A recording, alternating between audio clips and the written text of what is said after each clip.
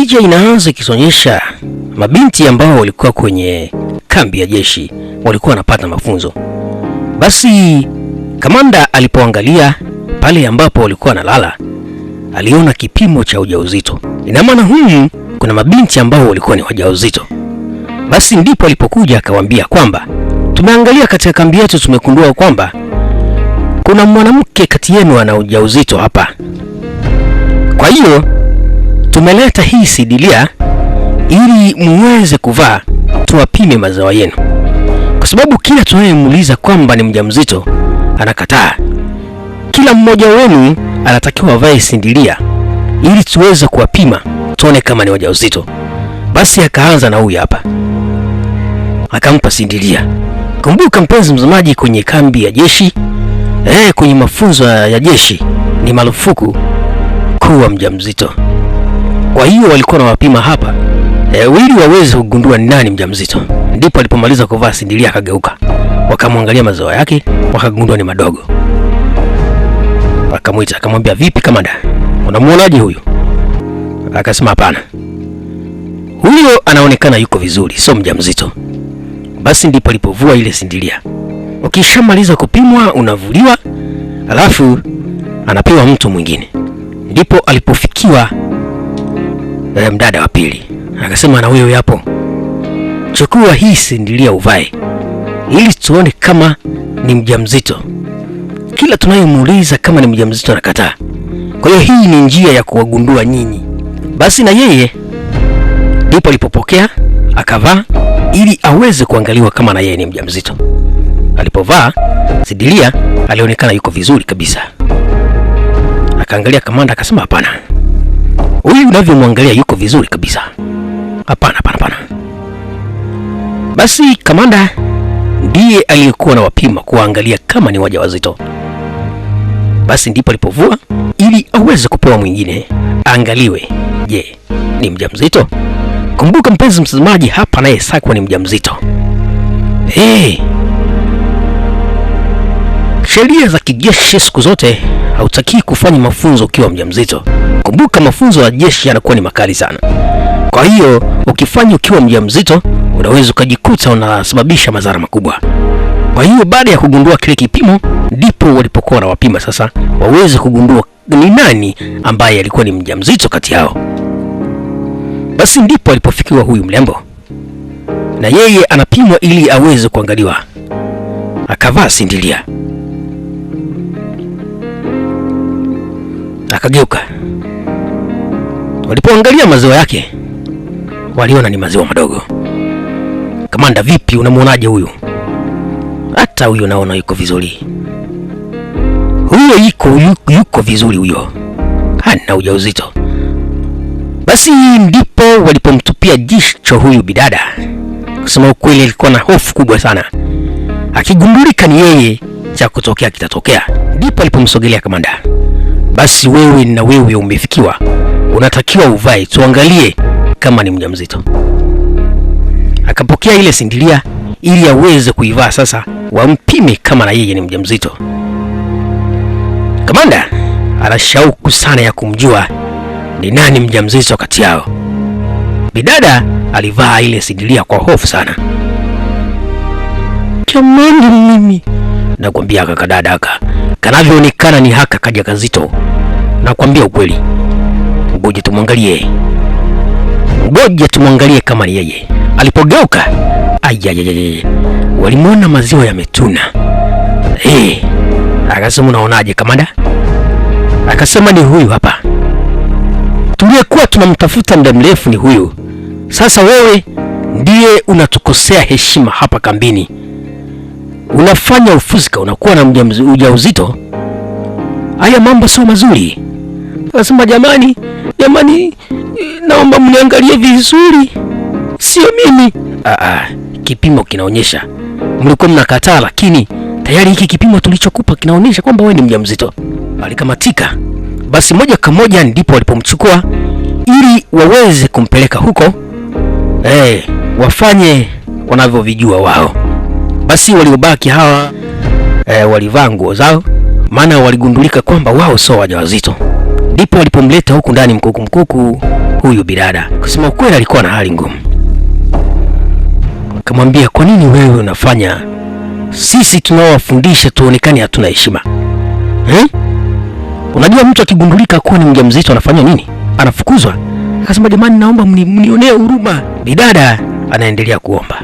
Akasema, naomba mnisaidie, msinifukuze. Basi ndipo alipocheka huyu kamanda. Akamwangalia, aliona bidada analipa kweli kweli. Alikuwa ni mlembo. Kamanda akamnongoneza, sasa tunamsaidiaje huyu mwanamke maskini huyu? Ndipo alipomwangalia, akampandisha juu mpaka chini, akamwambia, wewe, ili tuweze kukusaidia unatakiwa ufanye kitendo fulani na sisi. Basi ndipo aliponongonezana. Wakasema, unataka tukusaidie? Tutakachotaka kukifanya na wewe utakifanya? Wakaanza kumtomasa. Wakasema, tutakusaidia, lakini tunataka kitu fulani kutoka kwako. Tukusaidie na wewe utusaidie pia. Ulicho nacho hatuna, tulicho nacho na wewe hauna. Kwa hiyo tupeane. Wakaanza kumuingiza kwenye vishawishi bwana. Bidada akawasukumia mbali huko. Akasema, sasa nyinyi mnataka kufanya nini? Huo ndio msaada mnaotaka kunipa mimi? Ni mambo gani hayo mnayotaka kumfanya? Akasema, wewe utapoteza kila kitu hapa, na sisi hapa ndo wakuu. Kwa hiyo kama unataka tuendelee kukutunzia siri, unatakiwa ufanye tunachotaka kufanya sisi. Ndio, tupeane. Hawa makamanda wanaonekana walikuwa ni wafuzika. Ndipo alipomshika kwa nguvu. Akasema, njoo hapa. Kwanza ushatuzalilisha, alafu nakataa kufanya tunachotaka kufanya. Ndipo alipomlazimisha huyu kamanda. Bana we, akamgeuza. Wanamlazimisha kufanya kitendo ambacho hataki kufanya. Alijitetea, wanamkamata, lakini anajitoa kwa nguvu. Bana we, akamwata sikio, na huyu akamsukuma, akampiga teke ya kunako. Haya, walibaki wakiwa wanaugulia maumivu. Bidada akatoroka. Akasema, wewe mwanamke, wewe, kwa hiki ulichokifanya hiki, unitengulia familia, na kuambia utalipa kwa hili. Utalipa. Siku iliyofuata mazoezi yalikuwa yanaendelea hapa kambini. Wanawake waliobaki walikuwa wanaendelea kufanya mazoezi ya aina mbalimbali, lakini mazoezi haya waliokuwa wanaendelea kuyafanya hawa makamanda walikuwa wanaendelea kutamani huku nyuma walipokuwa. Geukeni. Wanageuka kwa design kama hii hapo. Akasema, nyinyi wote mnatakiwa mfanye mazoezi ya kurukaruka, yaani unaruka ukiwa umepanua mikono. Basi ndipo walipoanza kurukaruka. Hawa makamanda ndio walikuwa wanaendesha mazoezi katika kambi hii. Basi hawa wanadada walikuwa wanaendelea kufanya mazoezi mbele yao. Aisee, utu dada, tunafanya mazoezi mbele yetu, lakini tuzuri, tunatuonaje mwanangu? Nakwambia hapa lazima tupate kamoja kakupozea kiwi. Basi moja kwa moja kipindi hawa wanadada wanaendelea kufanya mazoezi, hawa walikuwa wanaendelea kushauriana upuuzi. Hapo ndipo alipokuja kamanda akiwa na oda moja kwa moja kutoka kwa mkuu wao. Akapiga saluti, akawaambia, bana, mkuu amenituma nije hapa niwaambie kwamba mnahitajika kule ofisini. Waliitwa kule ofisini. Ndipo alipomwangalia, tunakuwa tunaitwa kwa nini? Waliulizana maswali. Ngoja twende, sisi hapa ndo wakuu, ngoja tuitikie wito, twende tuone anatuitia nini. Usiwe na wasiwasi, mimi na wewe tuko vizuri. Wakasemezana kwamba tukitoka kule tutakuja tutoe kamoja hapa, twende tukakashughulikie. Basi huyu ambaye alikuwa anatoa mafunzo hapa alimwambia huyu kamanda, akamwambia, endelea kuwa hapa mafunzo hapa, endelea nao hawa, mimi ninatoka narudi muda so mrefu. Akasema, ndio afande. Akapiga saluti. Moja kwa moja ndipo walipoitikia wito kwenda kuangalia kamanda anawaitia nini. Basi huyu mwanajeshi aliambiwa aendelee kuwapa mazoezi hapa alipobaki. Moja kwa moja tukija ndani tunamuona kamanda akiwa amekaa. Ndiyo mkuu, tumeitikia wito. Wakapiga saluti kuonyesha kwamba wana respect. Tumeitikia wito mkuu. Halo. Alipogeuka walikuta ni general. Vipi huyu kilichomleta mpaka hapa ni kitu gani? Walishtuka. Waliangaliana. Vipi kamanda, mbona hatuna muda? Hatujapata appointment kama unakuja hapa. Alinyanyuka kwa maneno makali sana. Akasema mabaya yenu mnayoyafanya hapa kambini nimeyapata. Kwa hiyo nimekuja kudhibitisha ufusika mnaoufanya kwa wao wanawake mnaowafundisha. Ufusika gani? Mbona sisi hatuelewi? Alichanganyikiwa. Akasema kwani ni mambo gani tunayofanya? Mkuu, sisi tunaendesha mafunzo yetu vizuri. Akasema tulia. Tulia, mimi vyote mnavyofanya hapa najua. Hakuna kitu chochote kilichojificha hapa. Nimepata taarifa zenu. Mnawafundisha wanawake, mnaanza kuwafanyisha vitu ambavyo havina maana. Nawaambieni ukweli. Nyinyi mnaharibu image ya jeshi. Ngoja, so hayo tu. Napata mashtaka mengi sana. Wale mabinti wanakuja kunilalamikia kwamba vitendo wanavyovipata kwenye uwanja wa mafunzo sio jeshi, ni mateso, ni manyanyaso. Kadada kalikuja kumshtakia. Kusema ukweli, chukiwa kule wanaleta vipimo, wanajifanya eti wanatuambia kwamba ni wajawazito, kumbe wanataka kutuangalia sehemu nyeti. Kusema ukweli, sisi tunahangaika huko, sio kwamba eti tunapata mafunzo. Hapana, sisi tunanyanyaswa. Kusema ukweli, mashtaka yalikuwa ni makubwa pale, ndio maana ameamua kuwaita. Usijali bidada, usijali, nitashughulikia hili jambo, halitakuja kujirudia tena. Akasema sio huyo tu, wengi sana ufusika wanaoufanya kwa hawa wadada, wakiwa wanasingizia kwamba wanawafundisha, kumbe wanawatamani, wanataka kuwafanyia vitendo vibaya. Muda mwingine wanatumia kisingizio cha ujauzito, wanaenda na kipimo cha ujauzito ili wawaambie kwamba kuna mtu ameonekana humu ndani ni mjamzito, kwa hiyo tunataka tuwakague. Kwa hiyo wanavua kombati zote, wanaanza kukaguliwa ili wapimwe waonekane ni nani mjamzito kwenye kambi. Kwa hiyo kamanda anamsogelea moja kwa moja na kumfungua kuangalia maziwa ili aweze kuona mjamzito ni nani kati yao. Kwa hiyo hicho ndicho kisingizio ambacho walikuwa wanakitumia pale kwenye uwanja wa mafunzo kwa ajili ya kuangalia sehemu nyeti hawa dada. Basi vitendo vyao viovu vilidumu mpaka vikamfikia mkuu. Wanajifanya wanawafundisha hawa wadada, kumbe wanawaangalia kisirisiri. Kusema ukweli, vitendo ambavyo walikuwa wanavifanya vilikuwa sio vizuri. Kwa hiyo huyu dada kusema ukweli alikelwa.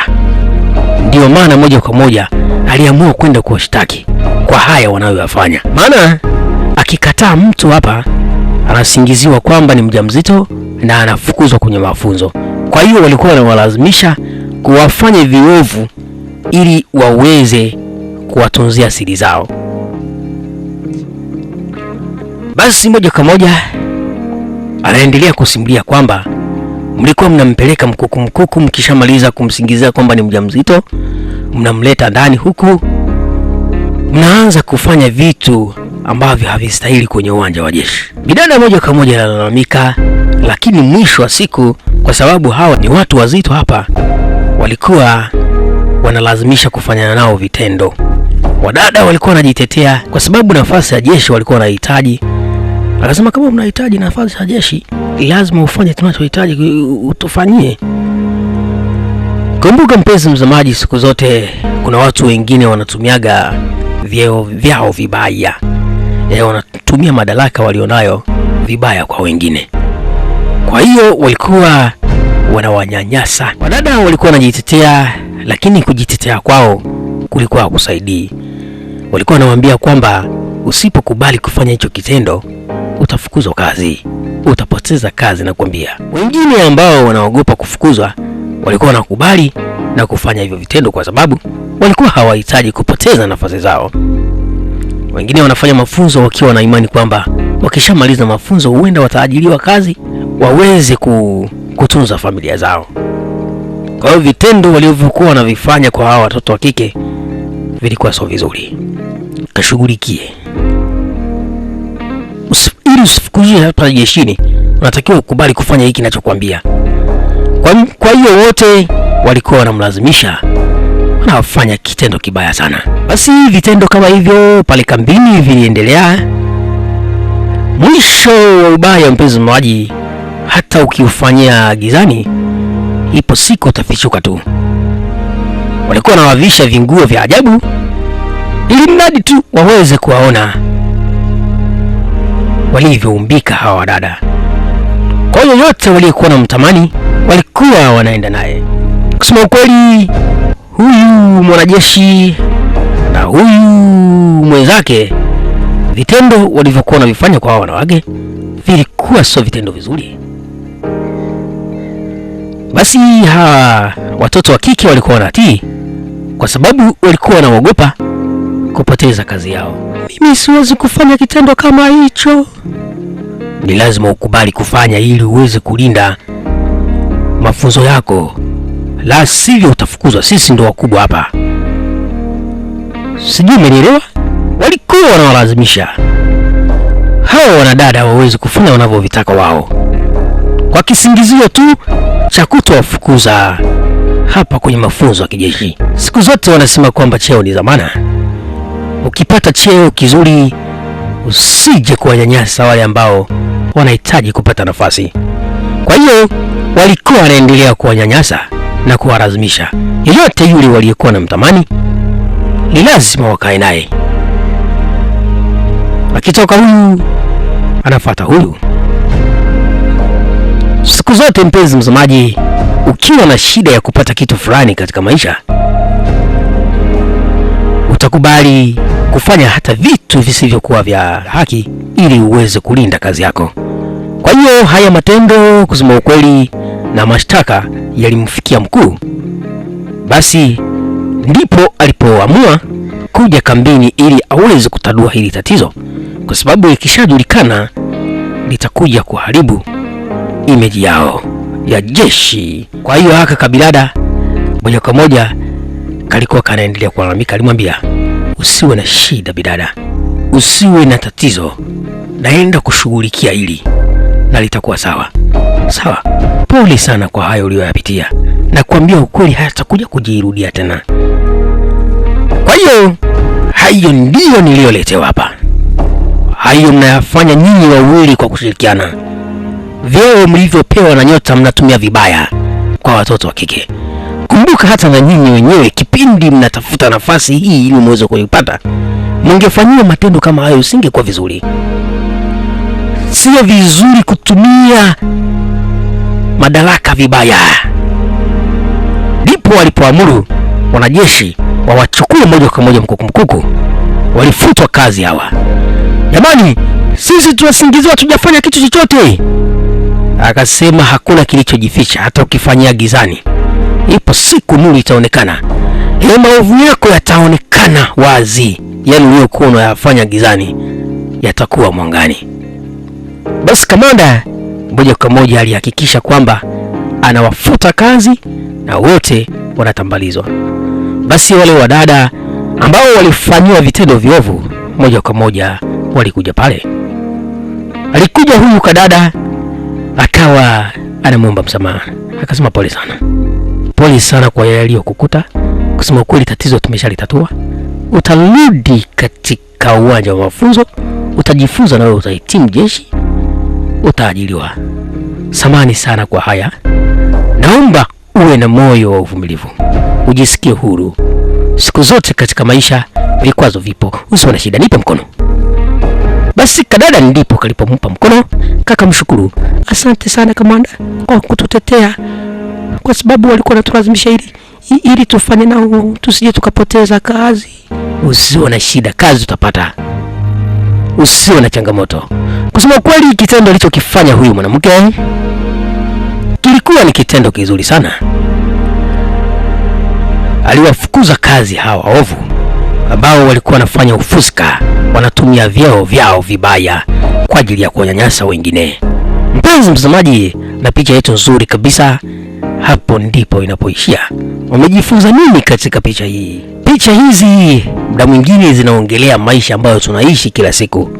Kuna watu wakipata vyeo vyao wanavitumia vibaya kwa wenzao, wanawanyanyasa watu ambao hawana uwezo. Lakini siku zote unaambiwa mpenzi mtazamaji, unapopewa cheo kitumie vizuri kwa mwingine, kwa sababu cheo ni dhamana.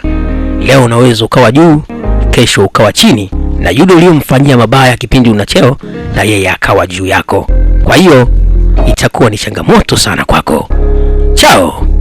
Mimi niliweka maneno ya kizazi katika picha hii. Naitwa The King Voice, wengi wanapenda kuniita DJ Kazi. Naomba unisapoti kwa kusubscribe, weke na alama kengele ili kila picha nitakayokuwa naiweka katika channel hii uwe ni wa kwanza kuipata. Tukutane katika video nyingine, Mungu akipenda. Alamsik.